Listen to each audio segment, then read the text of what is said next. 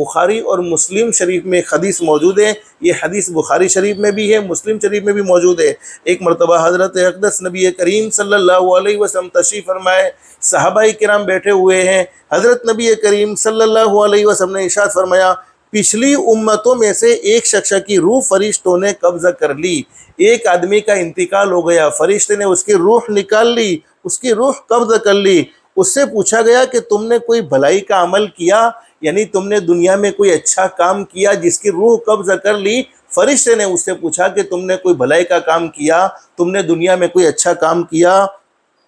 تو اس نے کہا، میں لوگوں کو قرض دیا کرتا تھا، یعنی لوگ ضرورت مند میرے پاس آیا کرتے تھے، میرے پاس پیسے مانگتے تھے، میں ان کی ضرورت کو پورا کر دیا کرتا تھا، اور اپنے کارندوں کو یعنی اپنے کام کرنے والوں کو میں نے حکم دیا ہوا تھا کہ وہ تنگ دست کو مہلت دے دیا کرے، یعنی تنگ دست کو تو مہلت دیتے ہی دیتے تھے، اور جو خوشحال ہو اسے بھی چشمہ پوشی کر لیا کرے۔ بہت سے لوگ دینے کی طاقت رکھتے ہیں، اس کے باوجود دیتے نہیں ہیں۔ تو فرمایا کہ پچھلی امتوں میں اس آدمی کا انتقال ہوا، اس سے پوچھا کہ بھئی تم نے دنیا میں کوئی اچھا کام کیا، کوئی بھلائی کا کام کیا؟ اس نے کہا کہ میں لوگوں کو قرضہ دیتا تھا، تنگ دست کو تو میں مہلت دیتا ہی دیتا تھا، لیکن بہت سے لوگ ایسے تھے جو تنگ دست نہیں تھے، اللہ نے ان کو دینے کی صلاحیت دے رکھی تھی، پھر بھی میں چشمہ پوشی کر لیا کرتا تھا، یعنی اندیکھا کر لیا کرتا تھا۔ اللہ رب العالمین نے اس کے بارے میں فرشتوں سے فرمایا، تم بھی اس سے چشمہ پوشی کر لو، یعنی تم بھی اسے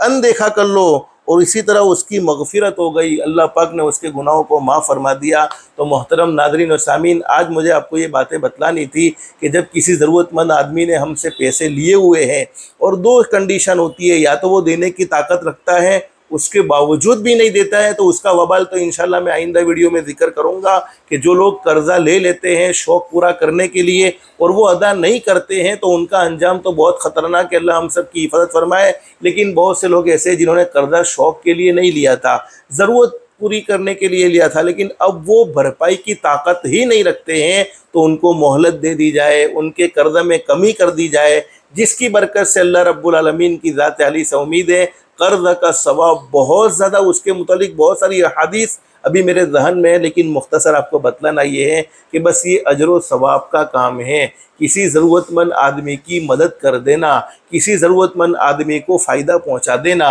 اور حدیث شریف میں بھی حضرت نبی کریم صلی اللہ علیہ وسلم نے بہت زبردست بات بیان فرمائی ہے، تم میں سب سے اچھا آدمی وہ ہے جو لوگوں کو نفع پہنچائے، لوگوں کو فائدہ پہنچائے۔